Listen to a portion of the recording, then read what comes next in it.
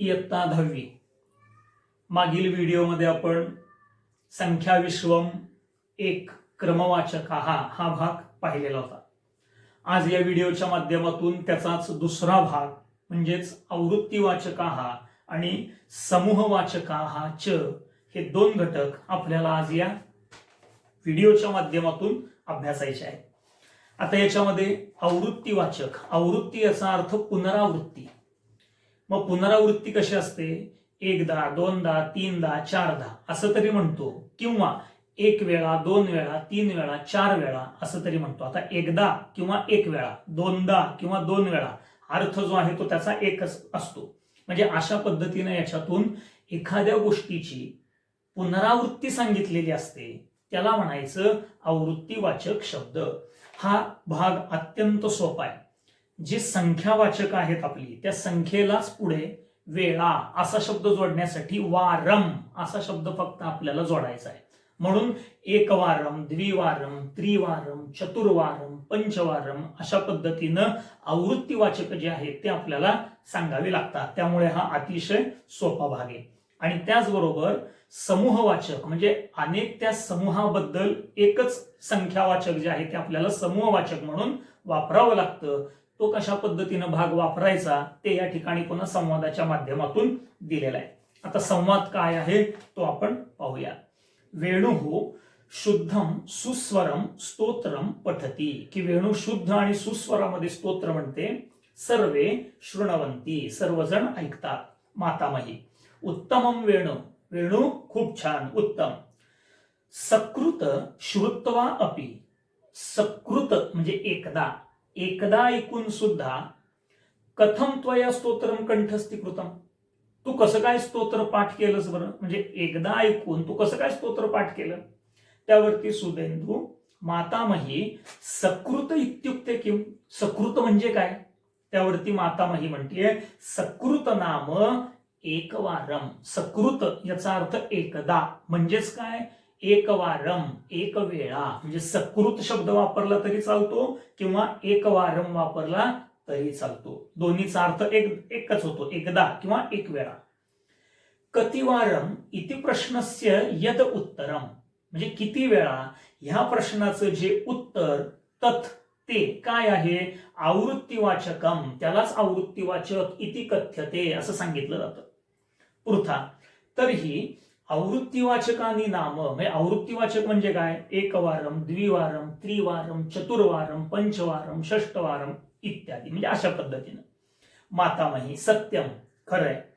एतानी अव्ययानी, ही सगळी अव्यय आहेत.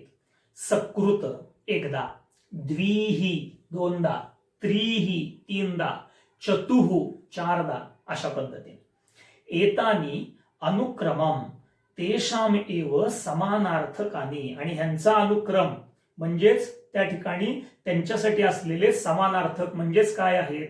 तर वरती जे वापरले एकवारम, द्विवारम, त्रिवारम, चतुर्वारम ह्यांचं समानार्थक म्हणजेच या ठिकाणी सकृत, द्विही, त्रिही, चतुः असे समानार्थक शब्द म्हणून वापरलेले आहेत. म्हणजे एकवारम किंवा सकृत दोन्हीचा अर्थ एकच, द्विवारम किंवा द्विही दोन्हीचा अर्थ एकच, दोन वेळा किंवा दोनदा अशा पद्धतीने ते सांगितलंय.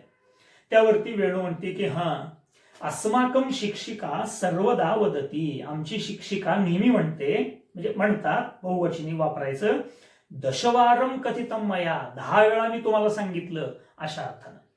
द्विवारम पाठम पठत, 2 वेळा जो काही पाठ आहे तो वाचा. त्रिवारम सुभाषितमालाम लिखत, 3 वेळा सुभाषितमाला लिहा. एतादृशः खलु उपयोगः आवृत्तीवाचकानां, म्हणजे अशा प्रकारे आवृत्तीवाचकाचा उपयोग आहे तो करायचा असतो. सुदेंदू तथाच, तसेच. वर्षस्य सकृत वयम मातामही गृहम आगच्छामः, की वर्षातून एकदा आपण सगळे आजीच्या घरी येतो. पृथा. अहमपि कथयामि वाक्यम, मी सुद्धा वाक्य सांगते. अहम दिनस्य द्विही भोजनम करोमि, मी दिवसातून 2दा भोजन करते. आता द्विही वापरलं तरी चालेल आणि द्विवारम वापरलं तरी चालेल. म्हणजे अहम दिनस्य द्विवारम भोजनम करोमि असं जरी म्हटलं तरी वाक्याचा अर्थ तोच होणार आहे. दोनदा किंवा 2 वेळा, अर्थ मात्र समान आहे. सुदेंदू दृष्ट्वा विहस्य, की सुदेंदूला पाहून हसून. एषः तू दिनस्य चतुः भुंक्ते, भुज धातू खाणे असा अर्थ आहे. हा तर दिवसातून 4 वेळा खातो, म्हणजे 4दा खातो. आता चतुः, चतुःच्या ऐवजी चतुर्वारम असं जरी वापरलं तरी अर्थ तोच आहे. अपि योग्यम मातामही, हे योग्य आहे का आजी?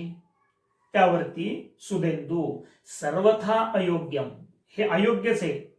नाहम वारं वारं खादामी, वारं वारं पुन्हा पुन्हा, मी वारंवार खात नाही.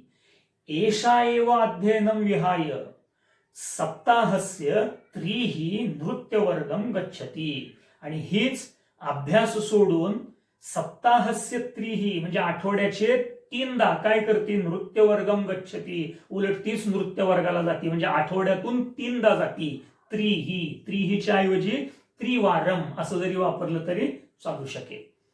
आता इथपर्यंतचा हा जो संवाद आहे याच्यातून आवृत्तीवाचक सांगितलेली आहेत. आता आपल्या पुस्तकामध्ये पान 99 वरती बघा, इकडे हा जो तक्ता दिलेला आहे, सकृत एकवारम, द्विही द्विवारम, त्रिही त्रिवारम, चतुः चतुर्वारम, पंचकृत्वः, षष्टकृत्वः, सप्तकृत्वः. आता पंच पासून पुढच्या शब्दांना मात्र कृत्वः असा शब्द वापरावा लागतो, हे लक्षात घ्यायचंय. मग आता या ठिकाणी 1दा 2दा 3दा असं जरी वापरलं तरी चालेल, किंवा वारम शब्द जोडून तो शब्द तयार केला तरी चालेल. आता इकडच्या पेक्षा सकृत, द्विही, त्रिही, चतुः, पंचकृत्वः, षडकृत्वः हे वापरण्यापेक्षा वारम हा शब्द वापरून शब्द लिहायला जास्त सोपा वाटतो. अर्थात तुम्हाला जसा सोपा वाटेल त्या पद्धतीने तुम्ही इथं वापरलं तरी चालू शकेल. म्हणजे अशा पद्धतीनं आपल्याला आवृत्तीवाचक जी आहेत ती सांगावी लागतात. आता उदाहरणार्थ, अहम डॅश डॅश अपि विदेशम न गच्छामी.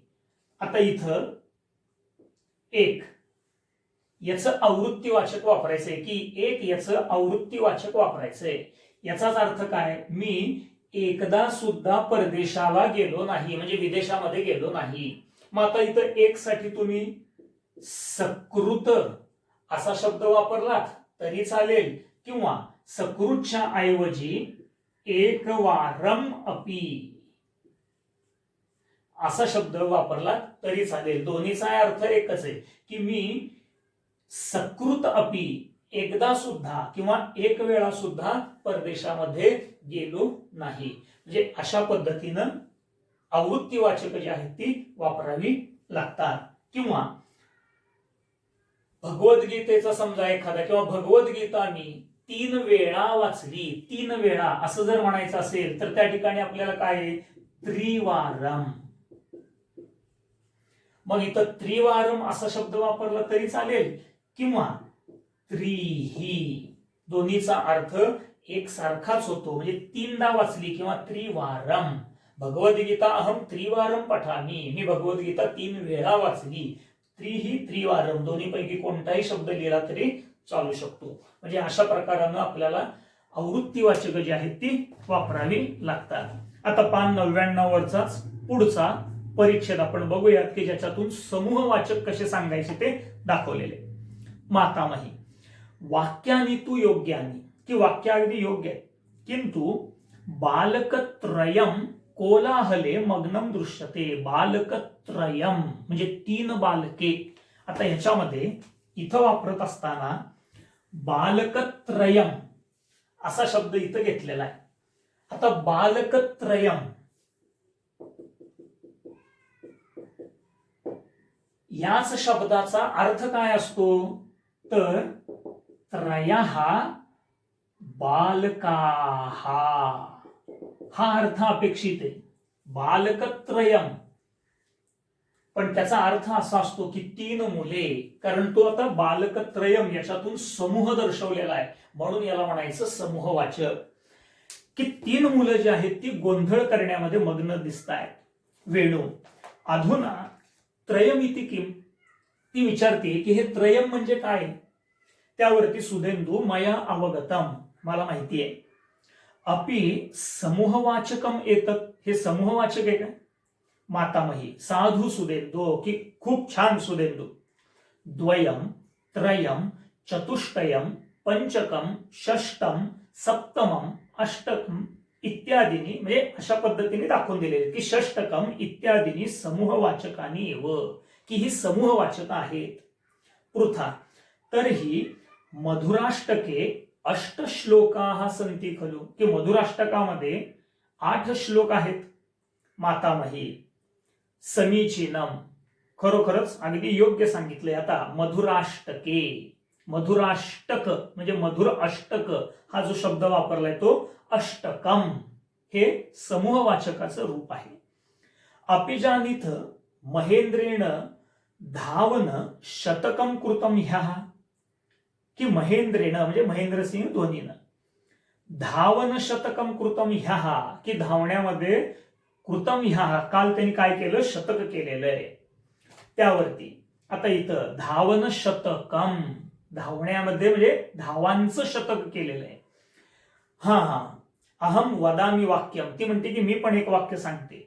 छात्रत्रयेण प्रकल्पः कृतः, 3 विद्यार्थ्यांनी प्रकल्प केला. आता याच्यामध्ये सुद्धा छात्रत्रयेण, आता याच्यामध्ये त्रयेण हा जो शब्द आहे या शब्दाच्या माध्यमातून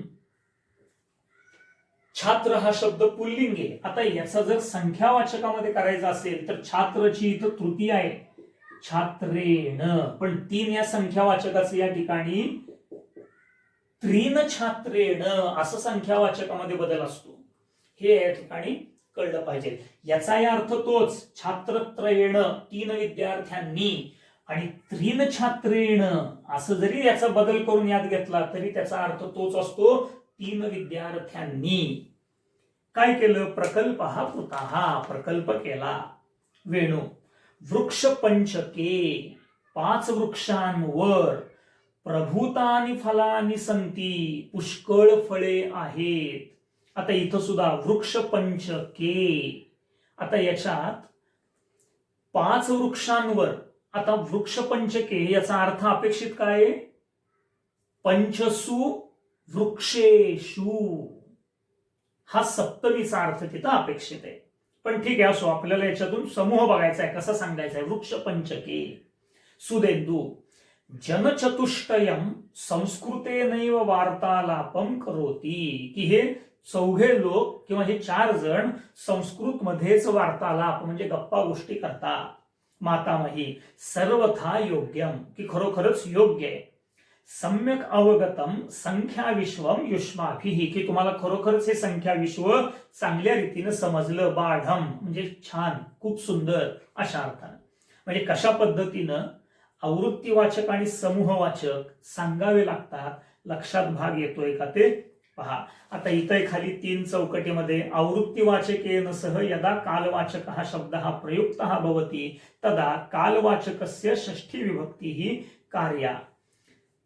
यथा दिनस्य द्विहि, सप्ताहस्य चतुर्वारम, संवत्सरस्य सकृत, म्हणजे षष्ठी विभक्तीचा वापर अशा पद्धतीने आवृत्तीवाचकाबरोबर ज्यावेळेस कालवाचक शब्द दाखवायचा असतो त्यावेळेस अशा पद्धतीने षष्ठी वापरावी लागते. म्हणजे दिनस्य द्विहि म्हणजे दिवसाचे 2दा, म्हणजे दिवसातून 2दा अशा अर्थानं.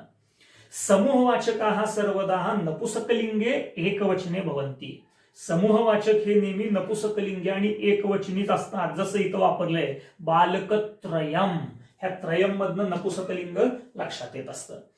आणि खाली पठत बोधत, ठीक आहे, म्हणजे अशा पद्धतीने एक श्लोक जो आहे तो दिलेला आहे. म्हणजे आवृत्तीवाचक आणि समूहवाचक कसे वापरायचे हा भाग लक्षात येतो का ते पहा. आता थोडासा ह्या आवृत्तीवाचकाच्या अलीकडे एक पान आहे, पान नंबर 98, त्याचाही 2 मिनिटांमध्ये आपण भाग जो आहे तो बघूया. की दीर्घ संख्या, हा शक्यतो हा परीक्षेला भाग येत नाही, पण दीर्घ संख्या कशी सांगायची किंवा कशी लिहायची तो भाग इथं आपल्याला दिलेला आहे की आपल्या पुस्तकाचं पान 98 वरती पहा तुम्ही. आता इथं 108 अशी संख्या दिलेली आहे की अष्टाधिक शतम म्हणजे 8 अधिक आणि पुढे शतम दिलेलं आहे. म्हणजे 8 आणि शतम संस्कृतमध्ये संख्या ही नेहमी उलट पद्धतीनं सांगितलेली असते. द्विशतम, चतुःशतम, पंचशतम, सहस्त्रम, दशसहस्त्रम, लक्षम, कोटीही अशा पद्धतीने. आता इथं 5728 ही संख्या कशी सांगितली बघा. 5 शतक सहस्त्र स्थानीय म्हणून पंचसहस्त्रम, सप्तशतम, अष्टाविंशतीही म्हणजे कशा पद्धतीने सांगितली लक्षात येते का बघा. मग तोच भाग याच्यामधून दाखवून दिलेला आहे की आचार्य छात्राः अद्यतनः दिनांकः कः की आज दिनांक काय विद्यार्थ्यांनो. त्यावरती सुमेधाः अद्य ऑगस्ट मासस्य 12 दिनांकः अस्ति की आज ऑगस्ट महिन्याचा 12वा दिवस आहे म्हणजेच 12 ऑगस्ट आहे. आचार्य दीर्घ संख्या कथम पठितव्या की दीर्घ संख्या कशा वाचायच्या किंवा म्हणायच्या. आचार्य सुष्ठुपुष्टम की छान विचारलंस. पठन समये संख्यायाः पठनम वामतः करणीयः. ज्यावेळेस आपल्याला संख्या वाचायची असती त्यावेळेस संख्या ही नेहमी डावीकडून उजवीकडे. कारण एकक, दशक, शतक, सहस्त्र, दशसहस्त्र, लक्ष, दशलक्ष अशा पद्धतीने आपल्या गणितीय क्रियेमध्ये अशा पद्धतीने आपण वापरत असतो. म्हणून संस्कृतमध्ये पण यथा आता 2018 वर्षम असं दिलेलं आहे तर संख्या उलटी वाचावी लागते. अष्ट एक शून्य द्वि नाम म्हणजेच काय अष्टैक शून्य द्वितम वर्षम म्हणजेच 2018 असं वर्ष दिलेलं आहे. छात्राः की हे विद्यार्थ्यांनो अस्मिन मासे के दिनविशेषाः सन्ति. ह्या महिन्यामध्ये कोणते कोणते दिनविशेष आहेत. वेदेशः. आचार्य अद्य विजयस्य जन्मदिनम. आज विजयचा वाढदिवस आहे जन्मदिवस आहे. आचार्य एवं वा असं आहे काय. सुष्ठू छान. विजय शुभ जन्मदिनम ते की अरे तुला म्हणजे जन्मदिनाच्या शुभेच्छा. वेदेश तव जन्मदिनम कदा अस्ति. तुझा जन्मदिवस कधी आहे. त्यावरती वेदेश आचार्य मम जन्मदिनम अक्टोबर मासस्य 27तमे दिनांके अस्ति. तो सांगतोय माझा वाढदिवस ऑक्टोबर महिन्याच्या आता 27 आपल्याला आत्ताच इथं सांगितलंय की 27 सप्त आणि विंशती म्हणजेच सप्त हे एकच स्थान आहे तर विंशती म्हणजेच त्या ठिकाणी त्याचं दशक स्थान आहे म्हणून 27 ही संख्या उलट क्रमानं वामतः म्हणजे डावीकडून आपल्याला पाहावी लागते. 27 ऑक्टोबरला तो म्हणतो की माझा वाढदिवस आहे. अहम 1002 वर्षे जनिम अलभे. आता इथंही सुद्धा बघा 1002 म्हणजेच त्याचा जन्म कोणत्या साली आहे तर 2001 साली आहे. आचार्य 1002 वर्षे म्हणजेच द्विसहस्राधिकैक तमे इति अपि पठितुम शक्यते नवा की तो म्हणतो 2001 असं सुद्धा आपण वाचू शकतो. म्हणजे 1002 असंही लिहून वापरू शकतो किंवा सरळ 2001 जसं इथं दाखवून दिलेलं की 2,सहस्राधिक असंही आपण वापरू शकतो. त्यावरती आचार्य आम बहुत्तमम की खूप छान. सुमेध आचार्य मम आसन क्रमांकः 1,000 षट्शतम षट्पंचाशत इति युक्तम खलु. माझा आसन क्रमांक त्याने जो सांगितला 1656 संस्कृत मधून कसा सांगितलाय तो बघा. तो बरोबर आहे का. आता हाच आपण षट पंच षट एक असा उलट क्रमानं सुद्धा सांगता येतो किंवा इथं जसा दिलाय 1,000 म्हणजेच 1000, षटशतम म्हणजे 600 आणि षटपंचाशत म्हणजे 56 म्हणजे दोन्ही पद्धतीने सांगता येतो. आचार्य आम युक्तम अस्ति आधुनिक संस्कृते की आता हे आधुनिक संस्कृत मध्ये योग्य आहे. सर्वे छात्राः अग्रिमायां परीक्षायां एव प्रकारेण एव आसन क्रमांकम लिखन्तु की आता विद्यार्थ्यांनो ते म्हणतात की तुम्ही पुढच्या परीक्षेमध्ये अशाच पद्धतीने आसन क्रमांक लिहावा. त्यावरती वेदेश आचार्य अग्रिमे मासे सामान्य ज्ञान स्पर्धा असते की पुढच्या महिन्यामध्ये सामान्य ज्ञानाची स्पर्धा आहे. स्पर्धायाः प्रवेशशुल्कं पुस्तकस्य च शुल्कं ज्ञातुमिच्छामि, की प्रवेशाचं शुल्क आणि त्या पुस्तकाचं शुल्क काय आहे हे मी जाणू इच्छितो. आचार्य, वेदेश सामान्य ज्ञान परीक्षायाः शुल्कम अस्ति. सामान्य ज्ञान परीक्षेचं शुल्क म्हणजे त्याचं मूल्य किंमत आहे 100+20 म्हणजे 120 रुपये किंवा 20+100 दोन्ही पद्धतीने सांगता येते.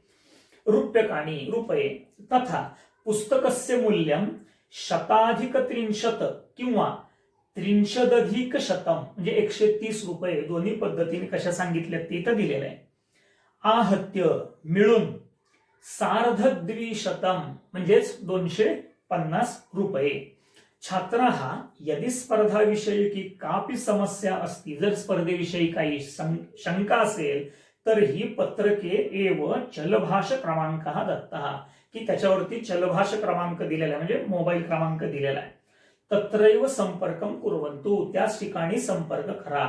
चलभाष क्रमांक हा असते. आता चलभाष क्रमांक सुद्धा कसा सांगितलाय, आता एक एक संख्या आहे म्हणून आता याचा अर्थ इथं संख्या सांगितली म्हणून ती उलटी घ्यायची असं करायचं नाही, अन्यथा मग तो मोबाईल नंबर चुकीचा ठरेल. इथं सांगितलंय 9 3 7 एक एक संख्या सांगितलेल्या आहे. आता इथं गणितासारख्या ज्यावेळेस वर्ष साल वगैरे सांगायचं असतं त्यावेळेस उलटी संख्या सांगितली तरी चालेल, पण मोबाईल क्रमांक सांगताना जर उलटा लिहिला तर तो पूर्ण क्रमांकच आपल्याकडून चुकीचा लिहिला जाईल. म्हणजे संख्या कधी योग्य लिहायची हे लक्षात आलं पाहिजे. म्हणून इथं आता मग 9 3 7 4 या पद्धतीने 9 3 7 4 5 3 2 6 4 2 अशा पद्धतीनं तो चलभाष क्रमांक म्हणजे मोबाईल क्रमांक आहे तो सांगितलेला आहे. म्हणजे अशा पद्धतीनं दीर्घ संख्या ज्या आहेत त्या कशा सांगायच्या असतात हा भाग लक्षात येतो का ते पहा. आता पान नंबर 100 वरती बघा, त्या ठिकाणी संभाषा पत्र आपल्याला दिलेलं आहे. आता आवृत्तीवाचकेन वाक्यम पूरयत, आवृत्तीवाचक वापरायचंय. छात्रः दिनस्य द्विवारम अध्ययनं करोति, माता 5 वारं मम युतकं प्रक्षालितवती, तेन 3 वारं प्रयोगः कृतः. आता इथं द्विवारं 5 वारं 3 वारं याच्याऐवजी द्विहि 3 पंचकृत्वः असं जरी वापरलं तरी चालू शकेल. आता समूहवाचक शब्द वापरायचे आहेत. 4 मुलं आहेत म्हणून बालक चतुष्टयम. 5 दिवेत दीपपंचकम. 2 बैल दाखवलेत वृषभद्वयम. आता काही फळ 7 फळं इथं दाखवलेली आहेत फलसप्तकम. म्हणजे अशा पद्धतीनं समूहवाचक वापरावं लागेल. क्रमसंख्या आवृत्ती मिळून दिलेले आहेत. आता त्यातली संख्यावाचकांनी भगवता व्यासेन 18 पुराणानि रचितानि, इथं संख्यावाचक आहे. 4 वेदाः वर्तन्ते, पहिली संख्यावाचक दिलेली आहेत. 3 महिलाः जलम आहर्तुं गच्छन्ति, भोजने 6 रसेषु मधुरः रसः मम प्रियः. भगवद्गीतायां 18 अध्याये 78 श्लोकाः सन्ति, 78 श्लोक आहेत. आता क्रमवाचक दिलेले आहेत. श्रीकृष्णः देवक्याः अष्टमम अपत्यम, अपत्य नपुसकलिंगी म्हणून अष्टमम. पौषमासः संवत्सरस्य 10मः मासः. आर्यभट्टः इति भारतवर्षेण प्रेषितः प्रथमः उपग्रहः. भवने मम गृहं सप्तमे तले, तले शब्दाची सप्तमी म्हणून सप्तमे तले. इथं सप्तमे म्हणजे सप्तमे ही सुद्धा सप्तमी विभक्ती वापरलेली. त्यानंतर 2चं क्रमवाचक वापरायचे. भवने द्वितीये भवने योगेशः निवसति, दुसऱ्या मजल्यावर योगेश राहतो. आता आवृत्तीवाचक. सप्ताहस्य त्रिवारं, त्रिही लिहिलं तरी चालेल, त्रिवारं लिहिलं तरी चालेल. दिनस्य 9 वारं. अस्माकं कुटुंबं संवत्सरस्य 1 वारं किंवा सकृत कुठलाही शब्द लिहिला तरी चालेल. 2 साठी लिहायचे द्विवारं आणि खाली 4 साठी लिहायचे चतुर्वारं किंवा चतुः कोणत्याही पद्धतीने. म्हणजे अशा पद्धतीने संभाषा पत्र आपल्या पुस्तकातही सोडवून ठेवा आणि आपल्या वहीमध्येही सोडवून ठेवा. आता संख्यावाचक, क्रमवाचक, आवृत्तीवाचक आणि समूहवाचक कशा पद्धतीनं सांगायचे हा भाग लक्षात येतो का ते पहा, आणि काही अडचण असेल तर आपल्या ग्रुपच्या माध्यमातून विचारत चला.